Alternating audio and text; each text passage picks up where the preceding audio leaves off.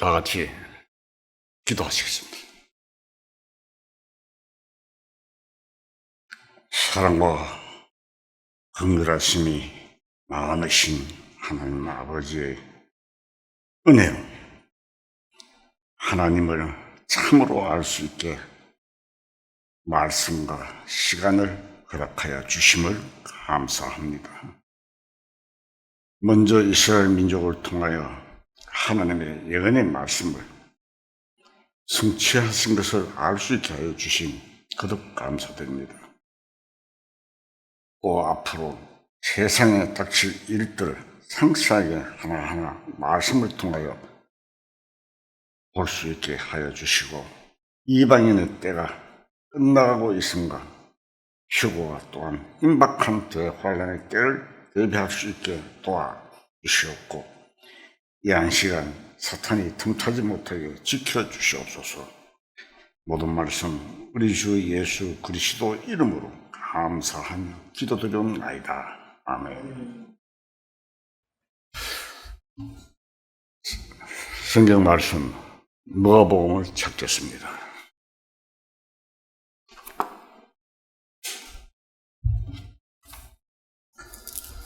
누가복음 13장 22절부터 28절까지 찾겠습니다. 자, 읽겠습니다.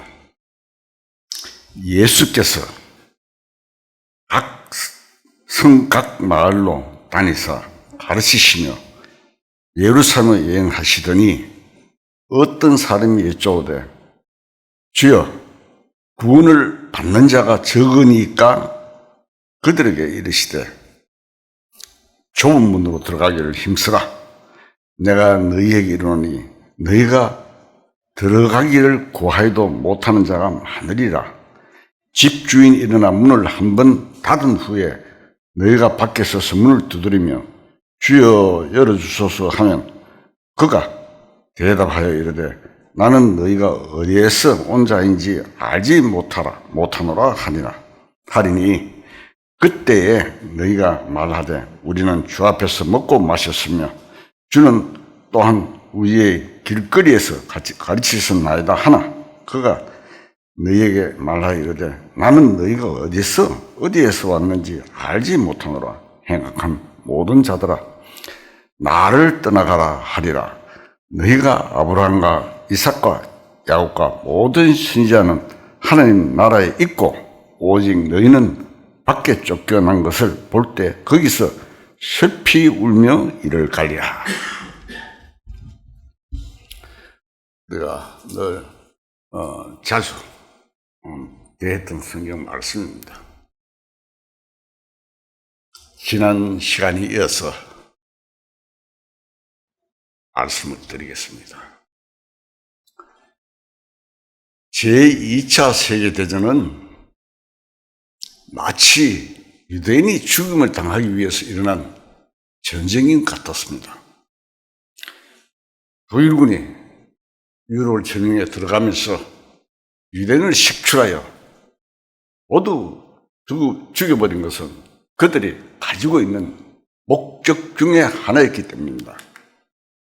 그 후 독일군이 후퇴함으로써 전쟁은 종식되었지만, 당시 나치스당에서 유대인을 죽이는 데는 아주 잔인한 방법을 썼던 것입니다.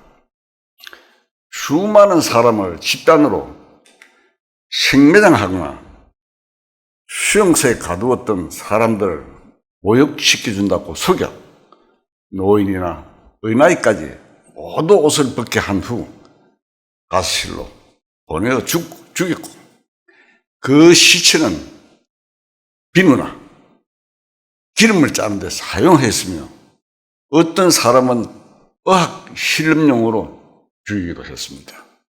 역사에 나온 내용입니다. 홀란드의 아우슈비츠나 독일 뮌헨의 다카우 같은 곳은 유대인 하상 장소를 지금도 그대로 재현시켜 놓았습니다. 뮌헨 근처에 있는 다카우에는 시체를 태우던 장소와 가스실 등을 볼 수가 있습니다. 누가복음 21장 24절을 보겠습니다.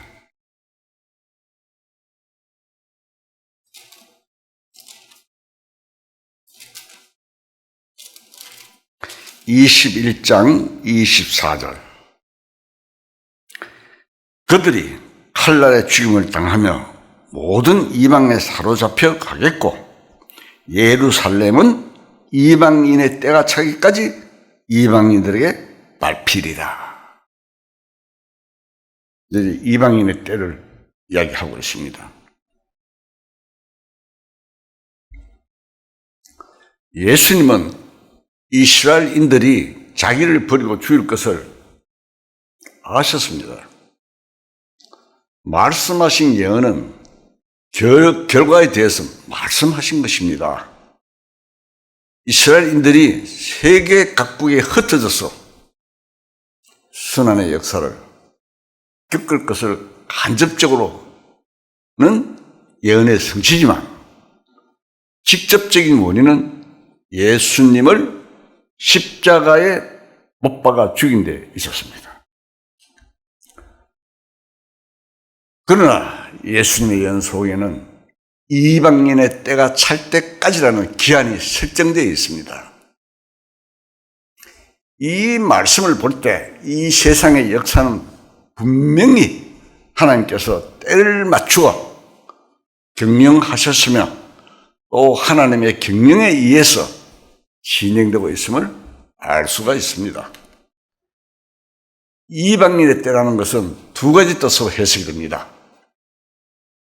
그 첫째 하나는 하나님의 구원의 계획이 이방인에게 비치는 때, 다시 말하면 이방인들이 구원을 받을 때라고 할 수 있습니다. 첫째, 이방인의 충만한 수가 들어올까지 이스라엘은 들어는 완악하게 된 것이라 로마서 11장 25절에 기록되어 있습니다. 는 말씀이 있습니다. 이방인들이 구원받는 숫자가 있는데 그 숫자가 찰 때까지는 이스라엘인들이 우둔 완악해서 구원을 배척하게 될 것이라는 뜻입니다. 두 번째는 이방인의 세력이 이스라엘을 지배하는 기간을 의미합니다. 사실 그러한 의미에서 볼 때 이방의 때는 약 2500년 전 이스라엘 민족이 바벨론으로 포로로 되어 갔을 때부터 사실 시작됩니다. 그때부터 이방의 세력이 차례로 이스라엘을 지배해 내려왔기 때문입니다. 그들은 바벨론, 메데아 파사는 지금 현재 이란입니다. 그 다음에 헬라, 알렉산더 대왕이 세계를 지배하려고 전쟁을 일으킬 때 잘 아시죠? 헬라, 그 다음에 로마, 시저가 로마를 지배할 때입니다. 등으로서 예수님 당시에도 시저의 지배를 당하고 있었습니다. 예수님 탄생하실 때. 그러다가 AD 70년에는 이스라엘 나라가 아주 없어져 버렸어요. 그런데 예수님은 위의 예언에서 이방인의 때가 다 차게 되고 그렇게 되면은 예루살렘이 이스라엘에게로 돌아올 것임을 말씀하십니다. 우리는 지금 그대로 된 것을 보고 있습니다. 1967년에 있었던 6.1 전쟁은 굉장했죠. 13개 주변의 국가가 이스라엘을 치러오는 대사건입니다. 성경 예언에 비춰볼 때 참으로 뜻이 깊은 전쟁이었습니다. 즉 팔레스타인 해방기구, 즉 피에로, 아라바트 최고의장 그때 나올 때 뉴스에 많이 들었죠.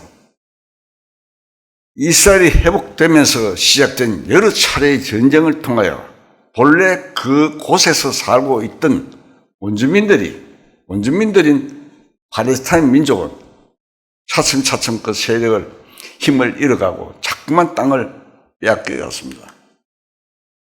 예루살렘은 옛 성전투의 해거에 알-아크샤와 오말의 두 사원이 세워져 있고 아랍 진영인 요르단이 지금 현재 차지하고 있습니다. 이스라엘인들은 그 예루살렘 바로 옆에 신 예루살렘을 건설하여서 살고 있었고 1년에 한 번 내지 몇 번 성전투의 주변에 통곡의 벽이라는 데 있어요. 가서 울면서 기도한 일이 허락될 정도였습니다. 그러던 것이 1967년에 있었던 6.1 전쟁을 통하여 이스라엘은 시나이 반도와 함께 예루살렘을 점령해 버렸습니다. 그러자 이스라엘에 대한 비난이 세계적으로 빗발치듯 일어나고 유엔에서도 점령지를 내어주라고 결의를 했습니다. 그 후에 이스라엘은 이집트와의 협상을 통하여 시나이 반도는 내어주었으나 예루살렘은 그들의 생명과 바꿀지언정 내어줄 수 없다. 그렇게 표명을 했습니다. 이러한 사실은 무엇을 의미하는 것일까요? 이것은 바로 이방인의 때가 찼다는 것을 의미하는 것이 아니겠습니까? 이방인의 때가 차기까지 예루살렘은 이방인들에게 밟히라고 주님은 확실히 이렇게 말씀을 하셨습니다. 그러나 이방인의 때가 아직 완전히 찼다고는 할 수 없는 것이 한 가지 중요한 일이 남아있기 때문입니다. 이스라엘이라는 나라와 예루살렘은 성전이 그 중심이 되어 있습니다. 그러므로 성전이 건축되어야만 참된 회복이 이루어졌다 볼 수 있는 것입니다. 본래 아브라함이 갈대아 우르에서 이스라엘 향하여 나아갔을 때는 하나님께서 장차 지으시고 경영하실 터가 있는 성을 바라보았기 때문이라고 기록을 되어 있습니다. 히브리서 10절 찾겠습니다. 11장.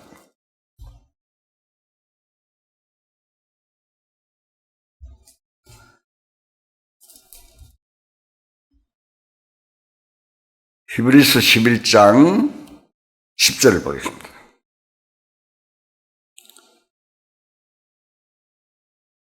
자, 읽겠습니다. 이는 그가 하나님이 계획하시고 지으실 터가 있는 성을 알았습니다. 그렇게 되어 있죠. 예루살렘은 이미 회복돼 이방인의 때가 차고 있다는 확실한 증거를 보이고 있으나 아직 성전이 재건되지는 않은 것입니다. 누가복음 21장을 찾겠습니다.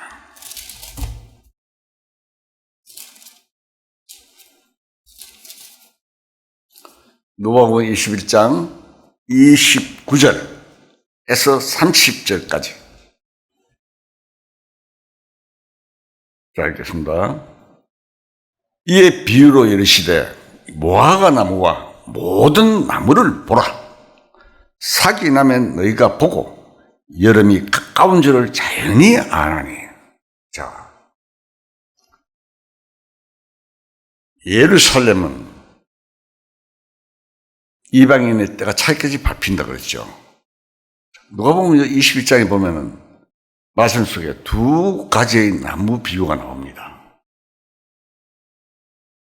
그것은 무화과 나무와 모든 나무입니다. 무화과라는 한 나무와 그 이외의 모든 나무를 상대적으로 말하고 있습니다. 삭이 나면이라고 했는데 겨울에는 모든 잎이 마르고 죽은 것 같이 되어 있다가 봄이 되면 삭이 돋아나고 이어서 여름으로 죽어들게 됩니다. 그러나 이것은 비유니까 나무 자체에 대해서 말하는 것은 아닙니다. 모든 나무 속에는 무화라는 나무도 들어갑니다. 무화는 대한민국의 국화입니다. 따라서 그것은 대한민국을 상징하는 꽃입니다. 무화나무가 말라서 죽은 것 같은 겨울은 일본이 한국을 지배하고 있던 기간이었습니다.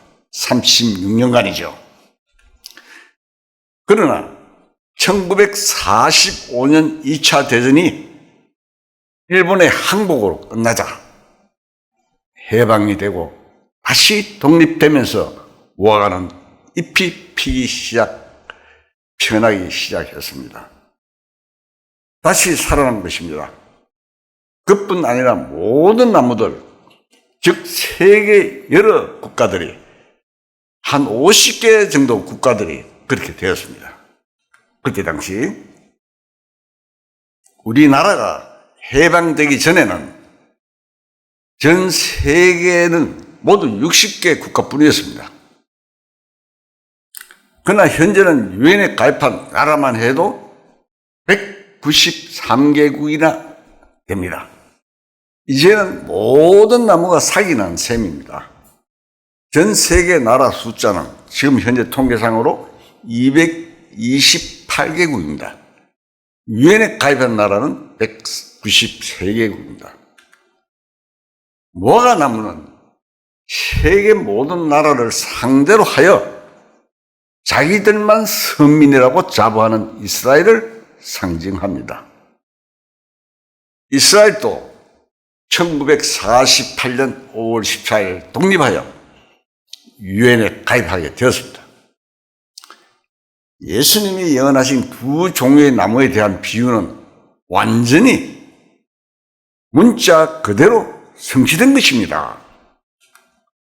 그런데 문제는 예언이 성취된 것만으로 끝나는 것이 아니라는 데 있습니다.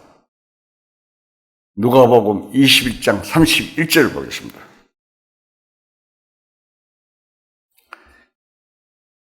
이와 같이 너희가 이런 일이 일어나는 것을 보거든 하나님의 나라가 가까이 온 줄을 알라. 는 말씀이 기록되어 있습니다.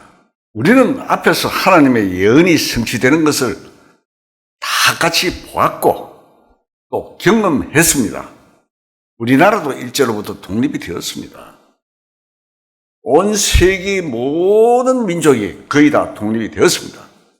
위에 성경 말씀 비춰볼 때는 이는 하나님의 나라가 가까이 임박했다는 것을 분명히 입증해주는 사실이라고 하겠습니다. 그 중에서도 특히 이스라엘 회복은 하나님의 나라가 가까이 임박했다는 징조를 보여주는데 그치는 것이 아니라 그 밖에 많은 사건들을 동반하는 회복인 것입니다. 그것은 대환란이라는 엄청난 사건과 세계 전쟁, 그리고 공중휴가, 주님의 공중재림 등 경험하지 못한 대사건들을 몰고 올 하나님의 뜻깊은 계획이며 한 번도 본 적이 없고 나아가서는 세계 종말을 유도할 직접적 계기가 되는 사건입니다. 다니엘서를 찾겠습니다. 다니엘서 2장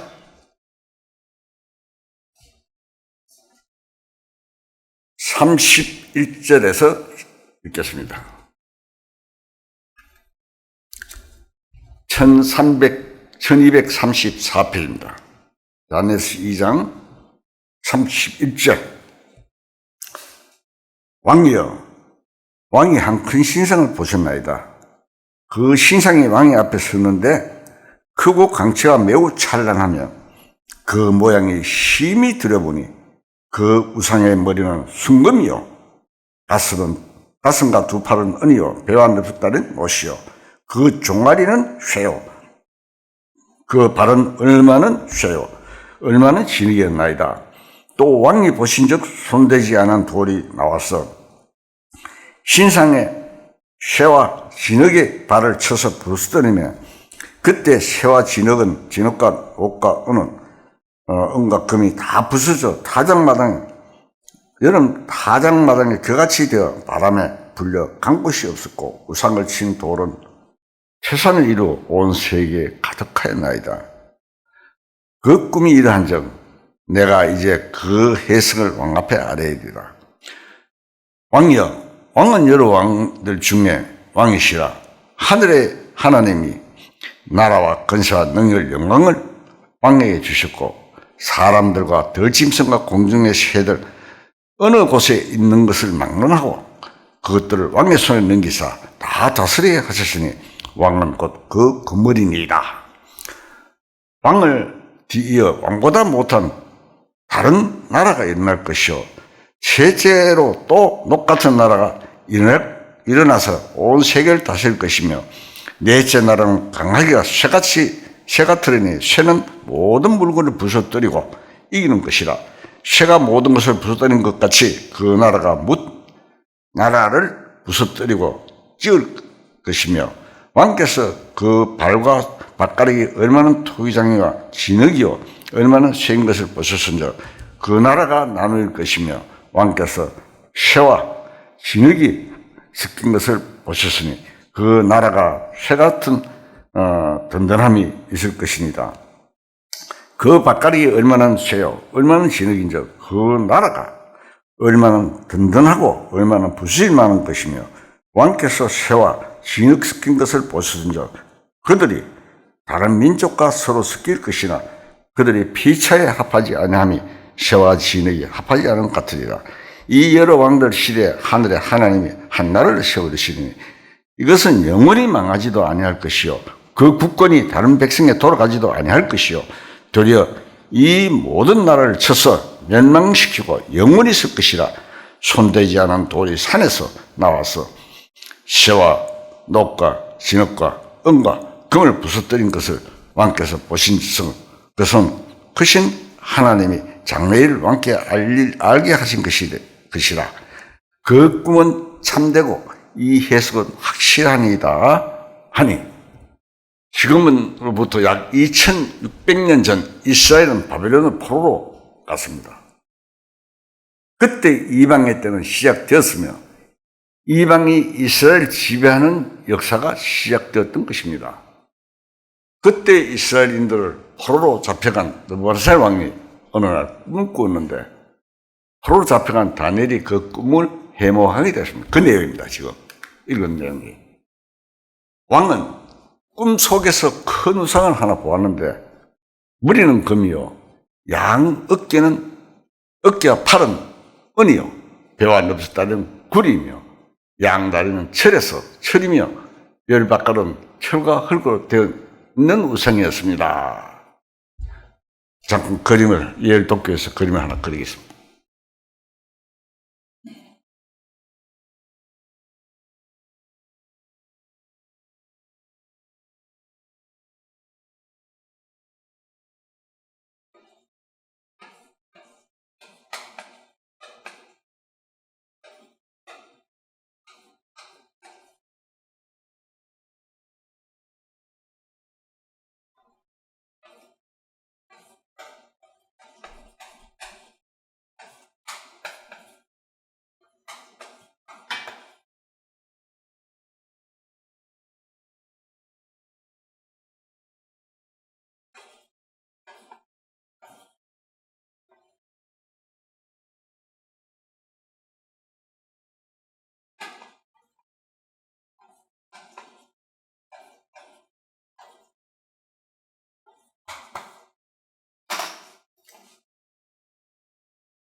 여기 기록에 보면은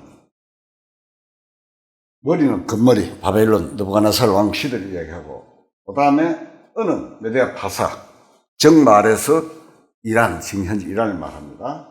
그리고 그 다음에 헬라, 로마, 열발가락은 유럽 공동시장을 지금 이야기하고 있습니다. 로마의 부활을 말하는 것입니다. 그래서 여기에서 인도리, 돌이 와서 쳐버려가지고 산산이 부서진다는 그 얘기입니다. 그 떠인 돌은 주님을 말하는 것입니다.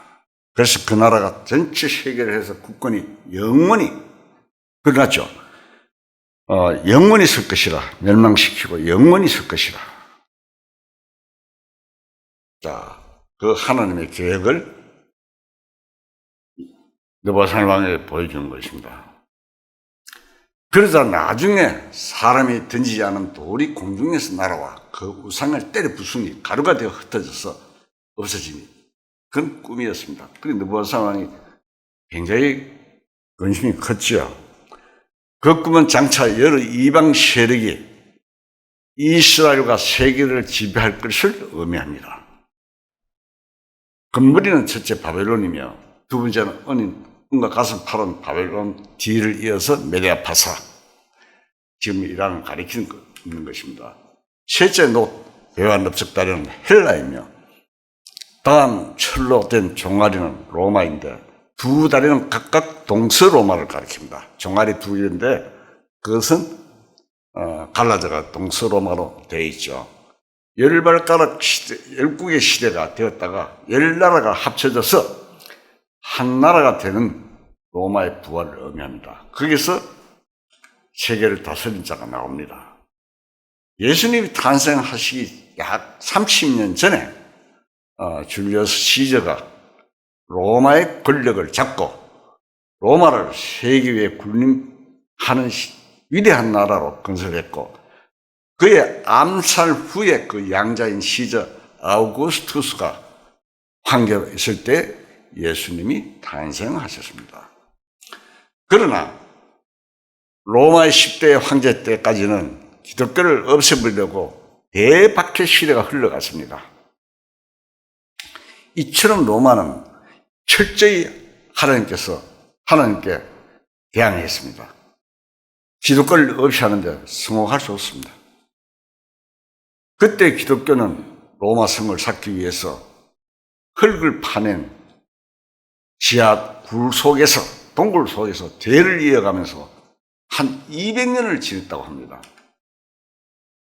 그때를 카타콤 순교 시대라고 합니다. 지금도 그 카타콤이 로마에 있는데 관광의 명소로 되어 있습니다. 사탄은 로마의 세력만으로는 기독교를 없이 할 수 없다는 것을 알고 그 계획을 바꾼 것이 바로 콘스탄틴 황제의 개조입니다. 국가의 종교를 바꾸었습니다. 제10대 황제 콘스탄틴이 환상 중에 십자가가 나타나면서 승리표가 되는 것을 보고 개종하여 어떤 일이 벌어졌느냐 하면은 신하와 모든 군대에게 강제로 세를 주고 기독교는 정치적인 세력으로 둔갑하게 되었던 것입니다. 그것은 사탄이 기독교를 내부적으로 붕괴시키려는 공작이었습니다. 교황은 정치의 수반인 황제를 임명 파면까지 하고 부정한 방법으로 헌금을 강요하고 많은 재산을 모아가고 그리고 종교의 교권을 가지고 사자들이 행포를 부렸습니다. 그때 많은 재산을 모을 때 우리가 잘 알죠.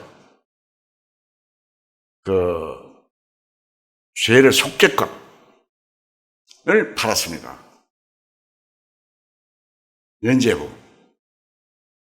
그러죠. 면죄부를 팔아가지고 면죄부라는 것은 죄를 없이 하는 돈을 내고 그 부족 같은 그것을 면죄부를 받으면은 죄가 없습니다. 참 죄를 없애는 것은 하나님 외에는 할 수 없는 것입니다. 어떻게 이자들이 그런 일을 벌였을까요? 그러나 사람들은 모르고 속고 넘어간 겁니다. 그리하여 완전히 완전 썩은 형태의 중세기 암흑시대를 형성했던 것입니다. 그래서 면죄부가 죄를 면한 대가로 금품을 받고 발령하는 정서인데 이것을 도저히 보고 안 되니까 루터가 종교개혁을 일으킨 것입니다. 그래서 비텐베르크 교회 95개 조항을 말틴 루터가 외쳤죠. 그래도 기독교를 완전히 부패케 할 수 없었습니다. 그러한 속에서도 종교개혁과 새 생명의 역사가 일어났던 것입니다. 그러나 사탄도 세상이 끝이 날 것을 알고 있기 때문에 옛 로마를 다시 일으켜 다시 한 번 더 대도전을 획책하게 된 것을 보는 것입니다. 우주공동시장 유럽연합은 바로 그 대도전을 위하여 준비된 옛 로마 세력으로서 그들은 마지막 때 유대인들을 다시 박해하게 될 것입니다. 그래야 그 유럽연합이 하나의 제국으로 형성되면 비상한 수단과 말을 하는 한 인물이 나타나게 되는데 그가 대통령이 되어 전체를 통치하게 될 것입니다. 이건 제 이야기 아닙니다. 성경 기록에 있습니다. 시간상 일일이 다 찾아서 여러분한테 보여드릴 수가 없고 기록이 되어 있습니다. 다니엘서하고. 또 그는 또한 오랫동안 이스라엘인들이 기다리던 메시아로 군림하게 될 것입니다. 이스라엘인들은 4,000년 전에 하나님께서 아브라함에게 약속하셨던 원자 메시아를 지금도 기다리고 있습니다. 메시아에는 초림과 재림이 있습니다. 이스라엘 민족은 이것을 기억하지 못하는 거예요. 사실은 이미 2000년 전에 초림에 그 메시아는 오셨던 것이며 그의 이름은 누굽니까? 바로 예수 그리스도인 것입니다. 그런데 그 메시아는 이스라엘 백성이 십자가에 못 박아 죽였습니다. 예수님은 메시아가 아니라고 생각했던 것입니다. 왜 그들이 예수님을 알아볼 수 없었을까요? 구약성경에 나타나는 메시아 상은 두 가지입니다. 하나는 종으로서 사람을 섬기며 인간의 죄를 대신 지러 오시는 볼품 없는 메시아상이고 또 다른 하나는 이스라엘의 구주로서 오시는 권위와 영광의 메시아상인 것입니다. 그런데 이스라엘 백성은 그만 종의 형상으로 오시는 메시아상을 잊어버리고 영광의 메시아상만 생각하고 있었기 때문에 그를 알아보지 못했던 것입니다. 예수님 당시 이스라엘은 로마의 지를 받고 있었기 때문에 그들은 로마의 학정으로부터 자신들을 해방시켜 줄 메시아만 생각하고 있었던 것입니다. 초림의 메시아는 나라를 구원하는 메시아가 아니고 개인의 영혼을 구원하는 메시아였습니다. 그래서 그들은 오늘까지도 메시아가 오시지 않았다고 생각하여 메시아가 오시기를 기다리고 있습니다. 이러한 때 한 인물, 즉 유럽연합의 통치자가 나타나서 이스라엘과 약속을 맺게 됩니다.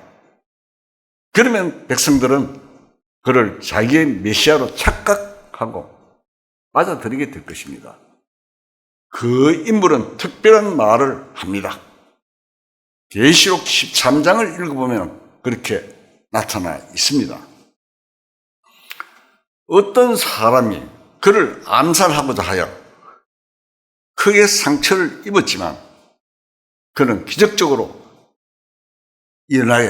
살아나게 될 것이며 그것을 보고 세상 사람들은 모두 놀라게 되리라고 합니다. 바로 그것이 무엇이냐 하면 예수님의 부활을 흉내내는 것입니다.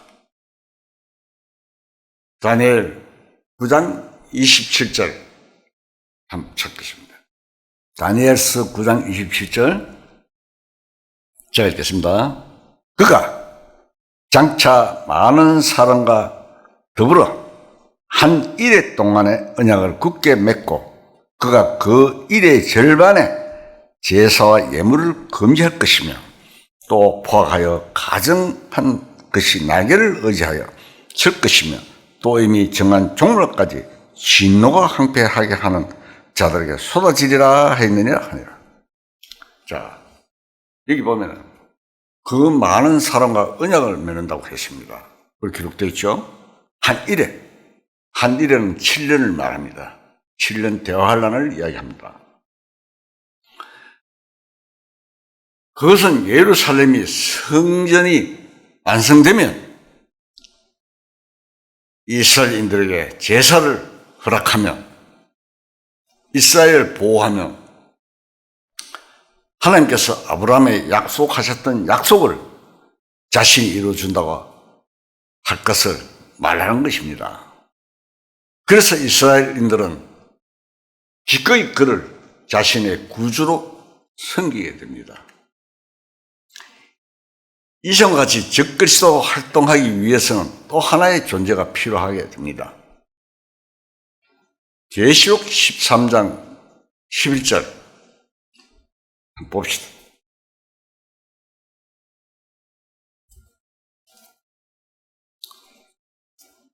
계시록 13장 11절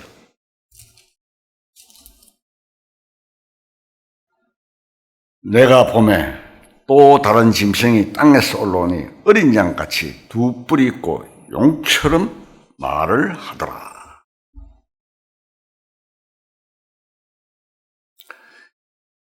여기 보면 땅에서 올라오는 짐승이 있다고 했는데 그 인물은 적그리스도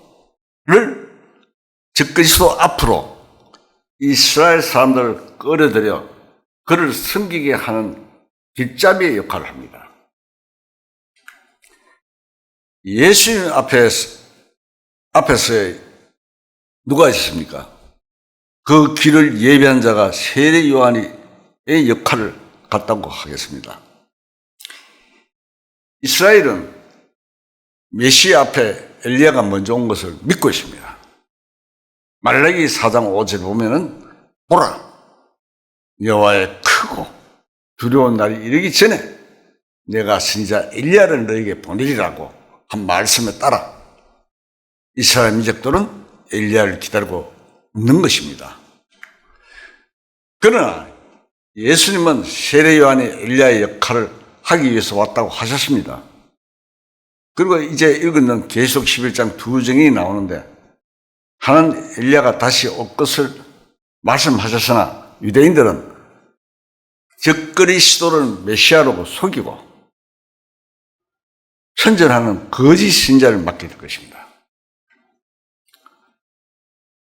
계시록 13장에 보면은 그 거짓 선지자는 적그리스도 앞에서 이적을 행하여 불이 하늘에서 땅에 떨어지게 하며 적그리스도를 위해 큰 우상을 만들어서 성전에 두어 사람들로 하여금 섬기게 하여 사람들에게 666의 표를 받게 하는 것입니다. 666 많이 들었죠. 계시록 13장을 찾겠습니다. 13장 17절에서 18절 자 읽겠습니다. 누구든지 이 표를 가진 자 외에는 매매를 못하게 하니 이 표는 곧 짐승의 이름이나 그 이름의 수라. 지혜가 여기 있으니 총명한 자는 그 짐승의 수를 세어보라.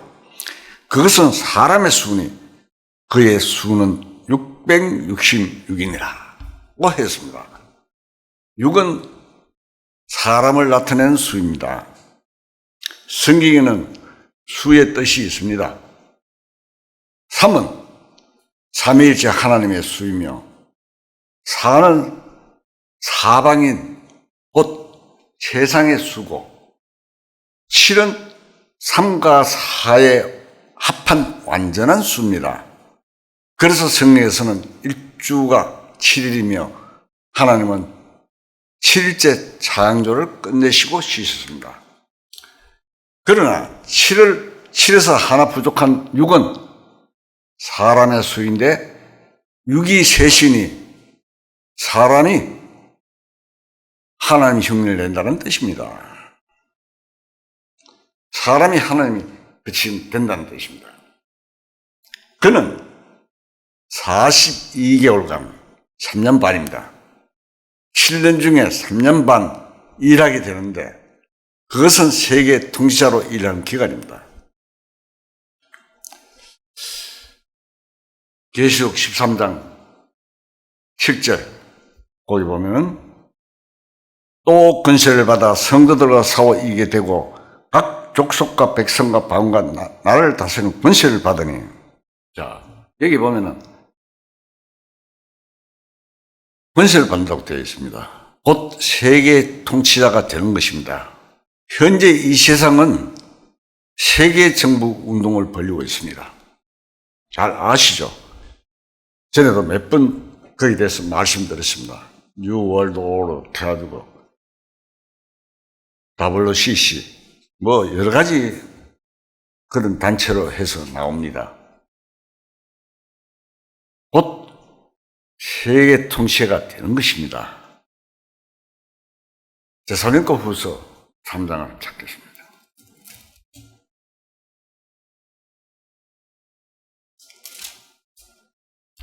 데살로니가 후서 2장 3절 누가 어떻게 해도 너희는 미혹되지 말라. 먼저 배교하는 일이 있고 절 부부의 사람 곧 멸망의 아들이 나타나기 전에는 그날이 이르지 아니하리니 그는 대적하는 자라. 신이라고 불리는 모든 것과 숭배함을 받는 것에 대항하여 그 위에 자기를 높이고 하나님의 성전에 앉아 자기를 하나님이라고 내세우느니라. 내가 너희와 함께 있을 때 이 일을 너희에게 말한 것을 기억하지 못하느냐.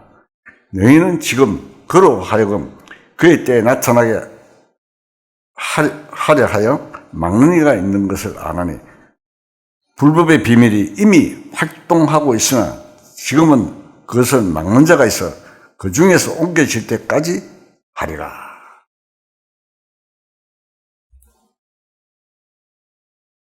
예수님의 재림 이전에 배교한 일과 적그리스도가 나타날 것을 시사하고 있습니다. 이 적그리스도는 성전에 앉아서 자기를 하나님이라 한다고 했습니다. 이 말은 앞으로 예루살렘에 세워질 성전은 적그리스도가 들어 앉을 성전이며 그는 다니엘 8장 11절에 있는 대로 제사와 예물을 금지하게 될 것입니다. 자신이 하나님이니 자신을 섬기며 자신의 형상처럼 만든 우상에게 절하라고 할 것입니다. 현재 세상의 모든 사람들이 가장 원하고 있는 것이 뭡니까? 전쟁 없는 평화입니다. 지금 러시아 우크라이나 전쟁이 굉장히 치열하게 벌어지고 있죠. 전쟁이 없는 평화입니다. 모든 문제 중에서 전쟁의 위험을 가장 절실하게 느끼고 있기 때문입니다. 그래서 어떻게 하더라도 전쟁만은 없어지기를 원하고 있는 것입니다.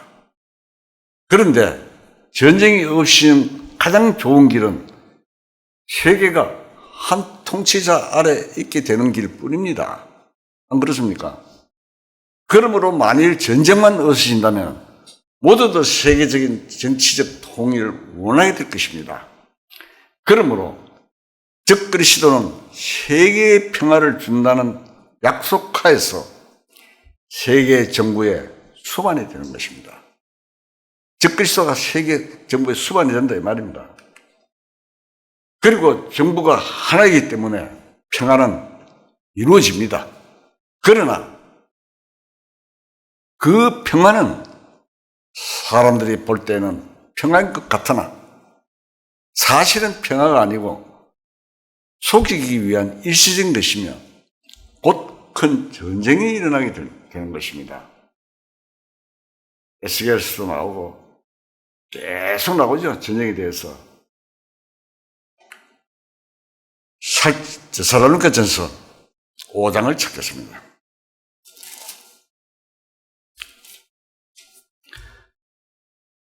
(1절에서) (3절까지) 형제들아, 때가 시에 가나이는 너희에게 쓸 것이 없으면 주의 날이 밤에 도둑같이 이를 줄을 너희 자신이 자세히 알기 때문이라. 그들이 평안하다 안전하다 할 그때 임신한 여자에게 해산의 고통이 이른 것 같이 멸망이 갑자기 그들에게 이르리니 결코 피하지 못하리라. 여기 평안하다 안전하다 하는 것은 바로 이제는 전쟁이 없었다고 모두들 쾌제를 부르면서 좋아하는 상태를 말하고 있는 것입니다. 그러나 그 평화는 뭡니까? 거짓된 평화로서 곧 전쟁이 일어나서 멸망하게 될 것입니다. 서라 14장 5절에 보면은 나의 하나님 여호와께서 임하실 것이요 모든 거룩한 자들의 주와 함께 하리라 했는데, 이는 주님이 지상에 오실 때 주님과 함께하는 무리가 있을 것을 말하는 것입니다.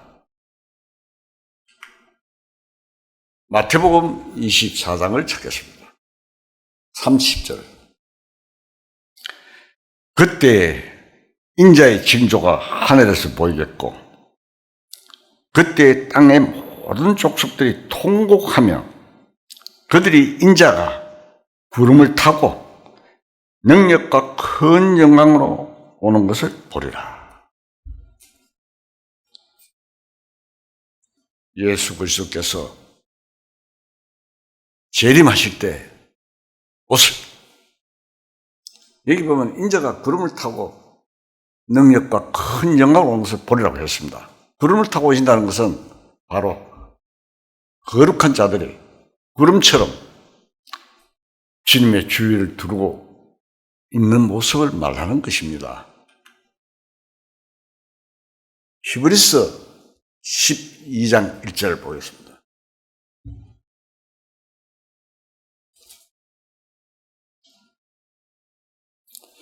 히브리서 12장 1절, 그 성경은 366페이지입니다. 제가 읽겠습니다. 이러므로 우리에게 구름같이 둘러싼 허다한 증인들이 있으니 모든 무거운 것을 그가 얼매이기 쉬운 죄를 벗어버리고 인내로서 우리 앞에 당한 경주를 하며. 자, 여기 보면은 증인들이 있으라는 말씀이 있습니다. 그러면 그 구름같이 둘러싼 거룩한 자들은 누구일까요? 이 문제는 대단히 중요합니다. 이방인의 때가 끝이 나고 7년 환란의 때가 시작될 때에 이 세상에서 사라지는 어떤 무리의 사람들이 있는 것입니다. 바로 휴거입니다. 그들이 바로 변화되어 가서 공중에서 주님을 만나고 있다가 주님이 시장 재림하실 때 함께 오는 그리스도의 신부들입니다. 창세기 1장을 한번 찾겠습니다. 창세기 1장 27절에서 28절까지 하나님이 자기 형상 곧 하나님의 형상대로 사람을 창조하시되 남자와 여자를 창조하시고 하나님이 그들에게 복을 주시며 하나님이 그들에게 이르시되 생육하고 변성하여 땅에 충만하라. 땅을 정복하라. 바다의 물고기와 하늘의 새와 생물, 땅에 움직이는 모든 생물을 다스리라 하시니라.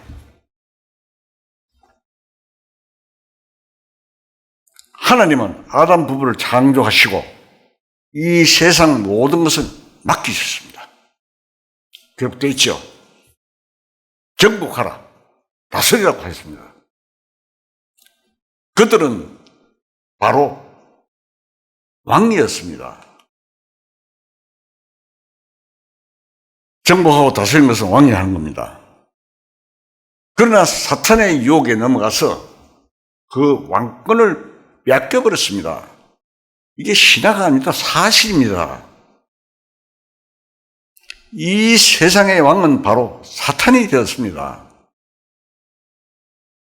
요한복음 12장 31절에 보면은 이 세상의 임금이 쫓겨나리라 라고 기록되어 있습니다. 누가복음 4장을 섞였습니다.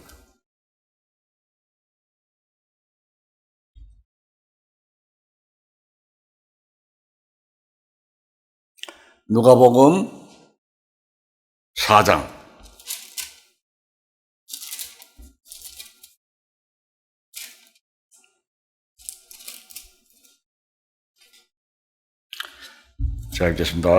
5절.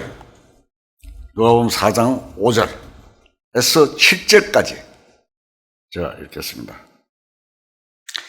마귀가 또 예수를 이끌어 올라가서 순식간에 천하 만국을 보이며 이르되 이 모든 권위와 그 영광을 내가 네게 주리라. 이것은 내게 넘겨준 것이므로 내가 원하는 자에게 주노라. 그러므로 네가 만일 내게 절하면 다 내 것이 되리라. 이 사탄이 예수님한테 말씀하신 내용입니다. 자, 여기 보면은 6절에 보면은 이것은 내게 넘겨준 것이므로 내가 원하는 자에게 주니라. 이 권위와 영광은 다 사탄이 우리 조상 아담에게 빼앗은 것입니다.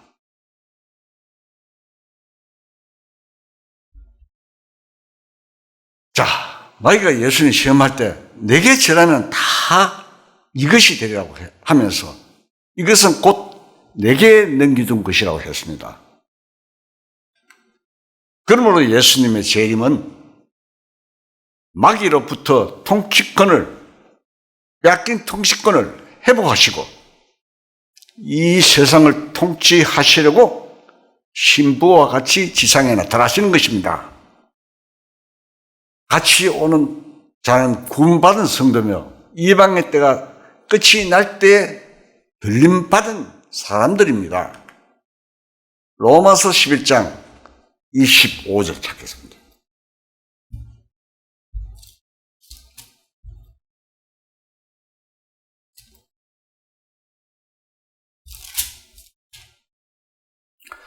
로마서 11장 25절. 형제들아, 너희가 스스로 지혜 있다 하면서 이 신비를 너희가 모르기를 내가 원하지 아니하노니 이 신비는 이방인의 충만한 수가 들어오기까지 이스라엘들은 우둔하게 된 것이라. 자, 이방의 때가 계속되는 동안에 이방인을 위한 구원의 수가 차서 마침내 끝이 날 때에는 들림받게 되는 것입니다. 세월이 마냥 흘러가는 것이 아닙니다. 제가 4장 16절부터 17절까지.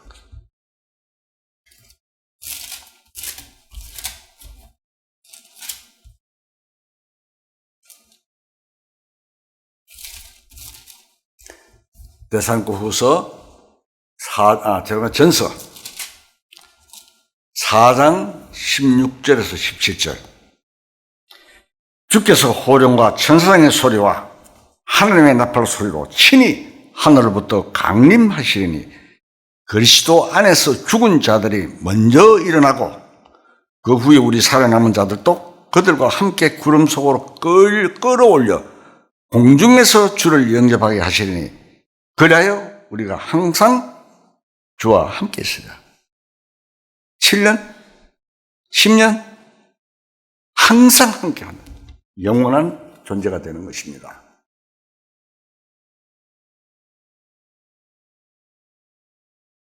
구원받고 죽은 자들이 먼저 부활합니다. 그리고 구원받은 후에 아직 살아있는 생존하고 있는 자들이 공중으로 끌어올려지는 겁니다. 같이 끌어올려지는 거예요.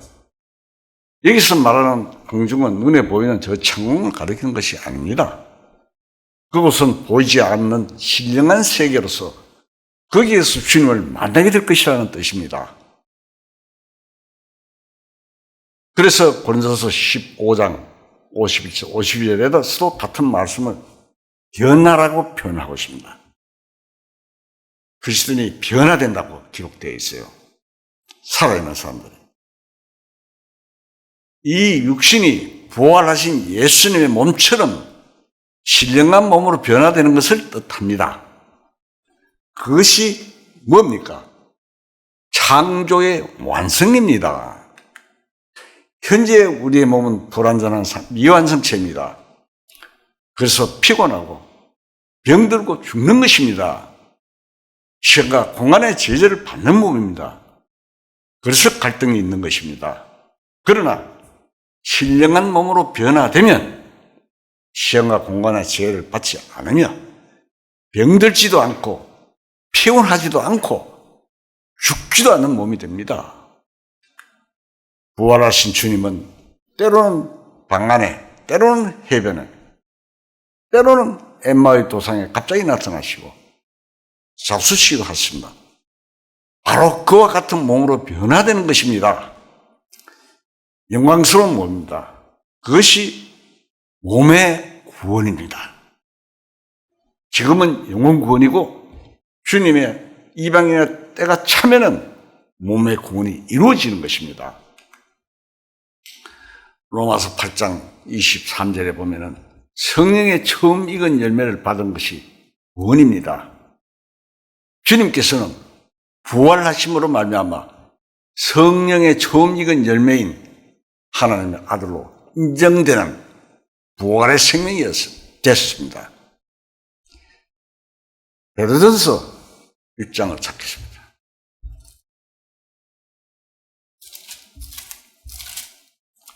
베드로전서 6장 3절.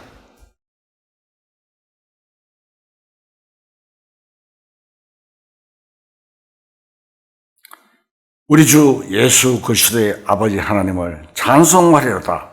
그의 많으신 긍휼대로 예수 그리스도를 죽은 자 가운데서 부활하게 하심으로 말미암아 우리를 거듭나게 하사 산 소망을 있게 하시며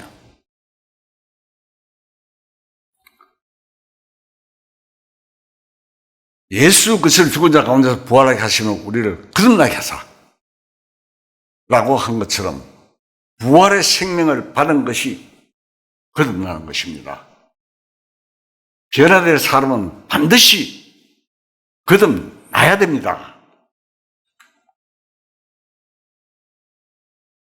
예수를 죽은 자 가운데 살리신 이의 영이 너희 안에 거하시면 그리스도 예수를 죽은 자 가운데서 살리신 이가 너희 안에 거하시는 그의 영으로 말미암아 너희 죽은 몸도 살리시리라.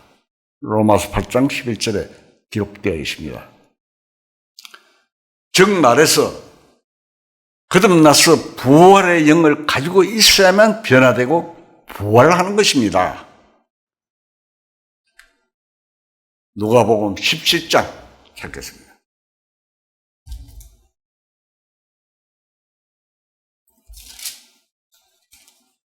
누가복음 17장 34절에서 35절. 제가 읽기 때문에 제가 읽겠습니다. 내가 너에게로니 그 밤에 둘이 한 자리에 누워 있으면 하나는 데려감을 당하고 데려감을 얻고 하나는 버려둠을 당할 것이요 두 여자가 함께 맷돌을 갈고 있으면 하나는 데려감을 얻고 하나는 버려둠을 당할 것이니라. 자, 들림받는 일은 전 지구상에서 한 날 한시에 일어날 것입니다. 일어날 것이라고 말씀을 하신 것입니다. 지구는 둥글기 때문에 같은 시각이면 한쪽에서는 낮이 되고 다른 한쪽에는 밤이 되는 것입니다. 우리나라가 동쪽이면 낮이고 또 미국은 서쪽이지요. 서쪽이면 밤이 되는 것입니다. 지구가 둥글기 때문에 그렇잖아요. 그 양옆에 있는 나라는 아침과 저녁이 되는 것입니다. 그래서 여기에 보면은 상세하게 기록을 해놨죠. 밤에 잠을 자던 사람이 아침 저녁 식사를 위해서 매를 갈고 있던 사람과 또 낮에 밭에 일하던 사람, 그 중에 하나는 데려감을 당하고 갑자기 없어져 버리고 다른 하나는 남아있게 된다는 말씀입니다. 누구든지 구원받지 못하는 사람은 환란이 시작될 지구에 남아있을 수밖에 없는 것입니다. 예레미야 8장에 보면은, 8장 20절에 보면은, 미른 여름이 추수기간이다. 천국의 알곡은 휴거되어 천국 북간에 추수되어 갑니다. 휴거가 지나면 추수가 끝이 나는 것입니다. 휴거가 지나고 난 뒤에도 계속 추수 기간이 남아있는 것이 아닙니다. 그때 이 세상에 남아있는 자 중 전에 말씀을 들었자 자의 입에서 우리는 그만 때를 놓치고 말았구나. 구원을 묻지 못하게 되는구나 하는 비통한 절망의 소리가 흘러나올 것이며 그들은 가슴을 치며 땅을 치며 울게 될 것입니다. 그러나 때는 이미 지나가 버렸습니다. 누가복음 13장 22절에서 37 내용이 보면 알죠. 자, 마태복음을 잠깐 찾겠습니다. 마태복음 7장 21절.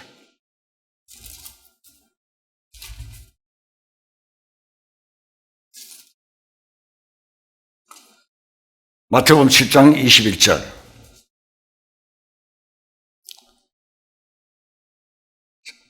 자, 읽겠습니다. 나더러 주여 주여 하는 자마다 다 천국에 들어갈 것이 아니요 다만 하늘에 계신 네 아버지의 뜻대로 행하는 자야 들어가리라. 자, 분명히 말씀하고 있습니다. 그날에 많은 사람이 나더러 이르되 주여 주여 우리가 주의 이름으로 선지자 노릇하며 목사 노릇했다 이 말입니다. 선지자 노릇하며 주의 이름으로 귀신을 쫓아내며 주의 이름으로 많은 권능을 행하지 아니하나이까 하리니 그때 내가 그들에게 밝히 말하되 내가 너희를 도무지 알지 못하니 불법을 행한 자들아 내게서 떠나가라 하리라. 자, 이 성경 읽으면 엄청난 내용이잖아요. 누가복음에서도 22장 30절 시간이 없으니까 나중에 한번 읽어보세요. 13장 21장 22절 30절까지. 자, 문이 한번 닫힌 후에는 문을 두드리는 자가 있을 것입니다. 그래도 열려지지 않습니다. 그 찬송가 있잖아요. 구원으로 인도하는 문은 좁고 험하고 한 번 닫힌 문은 열려지지 않는다. 한 번은 예수님께서 갈릴리 지방에서 예루살렘을 향하여 가실 때 여러 마을을 다니면서 전도하셨는데 그때 어떤 사람이 주여 구원받을 자가 적으니까 하는 질문을 했습니다. 그때 주님은 말씀하셨습니다. 누가복음 13장 이 내용을 말씀하신 거예요. 24절 읽읍시다. 읽어 시간은 뭐 어차피 누가복음 13장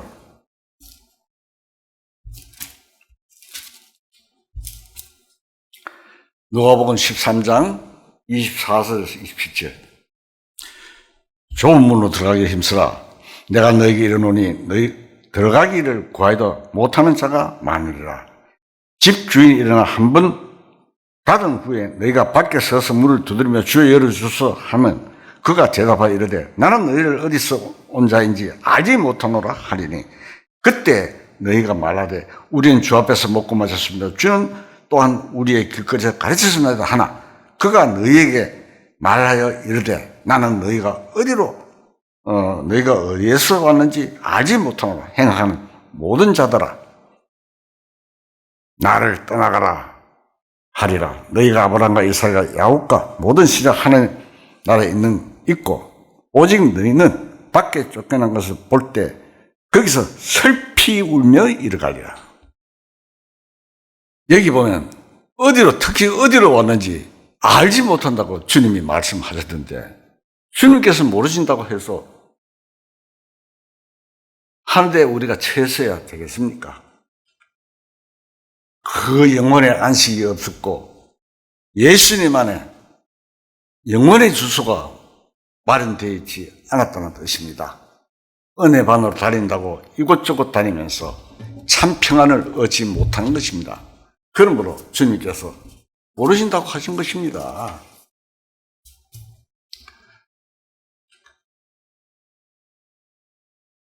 마태복음 13장 49절에서 50절 보면 세상 끝에도 일하리라. 천사들이 와서 의인 중에 악인을 갈라내어 불못불에 던져 넣으리니 거기서 울며 이렇게 미시네. 마태복음 한번 봅시다. 그냥 어차피 지나갔고 13장 49절 자 읽겠습니다. 세상 끝에도 일하리라. 천사들이 와서 의인 중에서 악인을 갈라내어 불못불에 던져 넣으리니 거기서 울며 이를 가리라. 참 엄청난 내용입니다. 이게 보통 일이 아닙니다. 자기는 구원을 받은 줄 알고 있는 의인이라고 하는 사람들 중에서 구원받지 못한 자를 갈라낸다는 뜻입니다. 시간이 지나서 다음에 또 이어서 말씀드리겠습니다. 다 같이 기도하시겠습니다.